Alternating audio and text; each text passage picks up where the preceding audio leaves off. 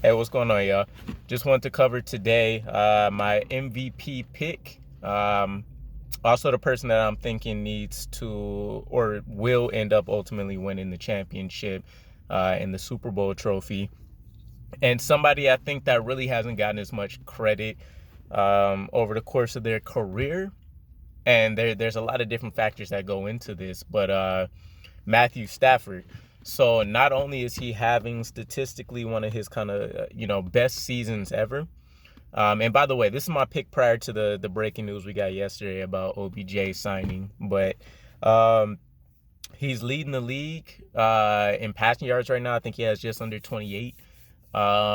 Tied for second, or I think he's second place, 23 touchdowns and only 6 interceptions on the year so far, with us coming up or just passing like the halfway mark for the season.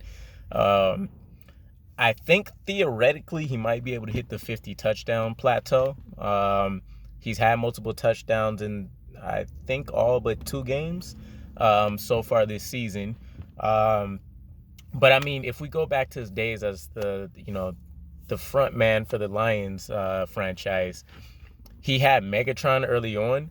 I do think, as with any team, any person, when you have a superstar like that on your squad, you tend to know you can rely heavily on them, right? So there wasn't a whole lot of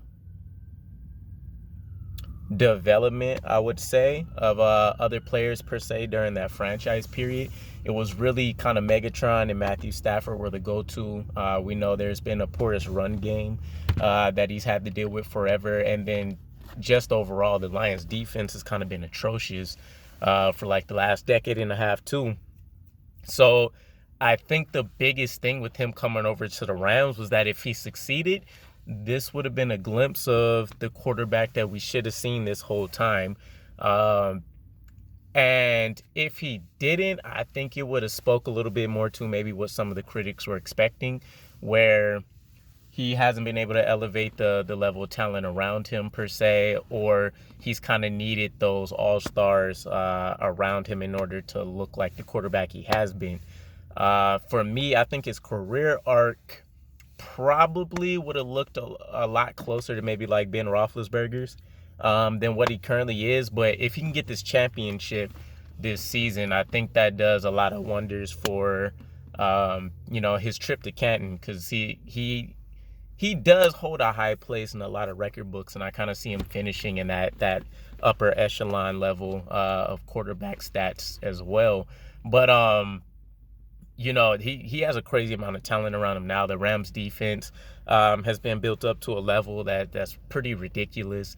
On the offensive side, though, his supporting cast is definitely the best that he's had at any point in his Lions career. And then, again, they're adding OBJ now, which I'm interested to see if I guess kind of like the OBJ curse follows them, or does he kind of fall back into maybe what happened when he did have a Megatron, where he has that over-reliance on trying to feed the ball to him, rather than what we've been seeing now, which is he's spreading the ball around at kind of a ridiculous rate. He's given Cooper Kupp the opportunity to have, the best single season that he's had so far in his tenure. And I've been a big Cooper Kupp fan for a while. I really wish that the Jets would have got him at one point.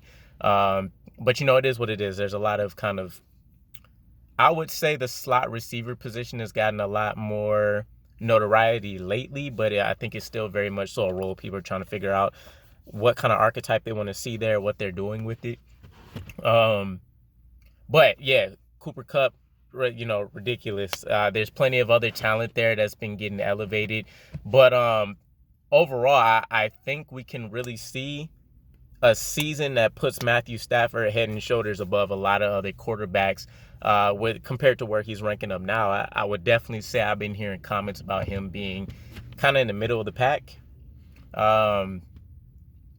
We've seen quarterbacks like Kyle Murray, or Kyler Murray, I guess I should say, get put above him. I think even Jared Goff was mentioned at one point as being above him after, those 2 pretty solid seasons that he had with the Rams.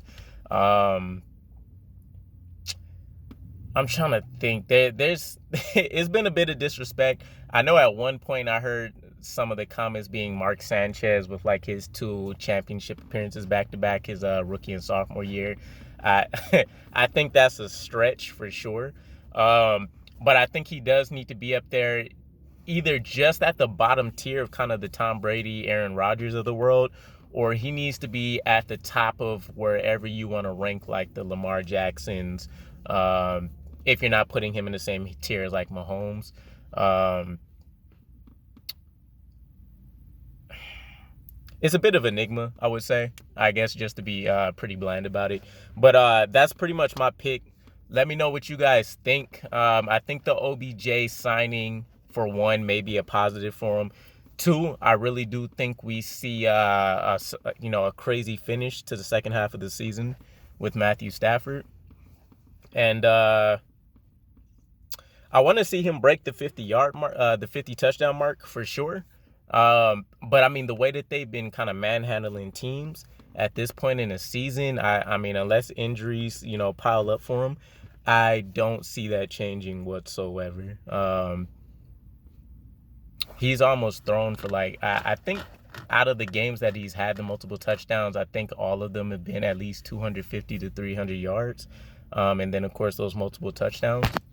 So that always helps for sure. And then, if you get a lead with that defense, there's not a whole lot that you can do, right? They're going to feast, plenty of sacks that can come their way, plenty of interceptions that'll get tossed up there as people are trying to force things down the field to keep up with them.